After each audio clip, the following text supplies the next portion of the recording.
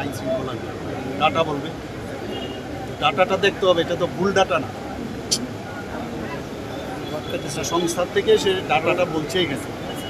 সে data কি বলছে, 28টা রাজ্যের মধ্যে আমরা নিচের দিক থেকে আমরা বারবার যেটা বলছি ফার্স্ট পজিশন।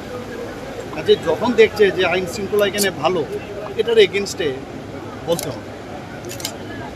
কী উত্তর দেবো? এটা উত্তর দেওয়ার মতো অবস্থা নেই। সারা ভারতবর্ষের মধ্যে এই আইন শৃঙ্খলা এত ভালো থাকার, বাইরের থেকে মানুষ এখানে আসছে এখানে থাকার জন্য, ব্যবসা করার জন্য, এখানে চাকরি করার জন্য সবাই আসছে। এখানে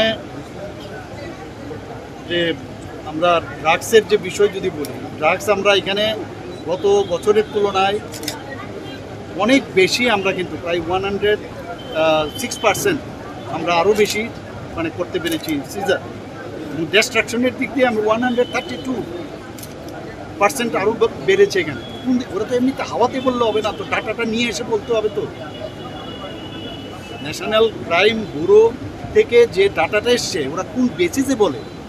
মানুষ তো বোকা নয়, মানুষকে বোকা বানানোর চেষ্টা করলে লাভ হবে না। একটা কিছু বলতে হবে, একটা কিছু বলে মানুষের মিডিয়ার একটা সেন্টার অফ অ্যাট্রাকশন হোক। এইভাবে বললে লাভ হবে না। মানুষ সেটা বুঝে কী অবস্থা আছে, কোথায় ওরা ভুলে গেছে সেই সব সময়।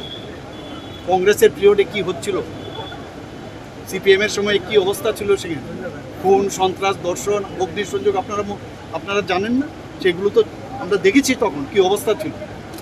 আজকে সব জায়গার মধ্যে ডেভেলপমেন্ট হচ্ছে, উন্নতি হচ্ছে, আর উন্নতি হচ্ছে সীমাহীন। চারিদিকে এত ডেভেলপমেন্ট হচ্ছে, আমরা কোথায় এখানে মানুষের স্বার্থে কাজ করব সেটা নয়, সেটাকে আরও বেশি এনকারেজ করার কথা বলবে। তাই আজকে এখানে আপনারা দেখেছেন সাইবার ক্রাইম পুলিশিং এখানে ব্যবস্থা হয়েছে, এখানে পুলিশ স্টেশন হয়েছে। সাইবার ক্রাইম নিয়ে আমরা খুব চিন্তিত। সেই একটা গদ বাঁধা কথা, খালি আইন নেই, কিছু নেই, এগুলো বলে তো লাভ হবে না।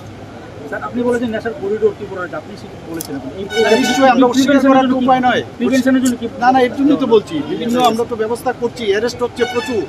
যারা বাংলাদেশ থেকে আছে অনুপ্রবেশের, আমরা সেখানেও অনেক বেশি তাদেরকে আমরা অ্যারেস্ট করছি এখানে। এবং বাংলাদেশ থেকে আসা এখন প্রায় সবাই এখন চিন্তায় পড়ে গেছে যে ত্রিপুরাতে আসবে কিনা। আগে কিন্তু ভিতরে আসতো, এখন যাওয়ার দেখেছি বহু লোকের প্রবণতা বেড়ে গেছে যে এখানে বের সেফ জোন না, এটা সেফ জোন না।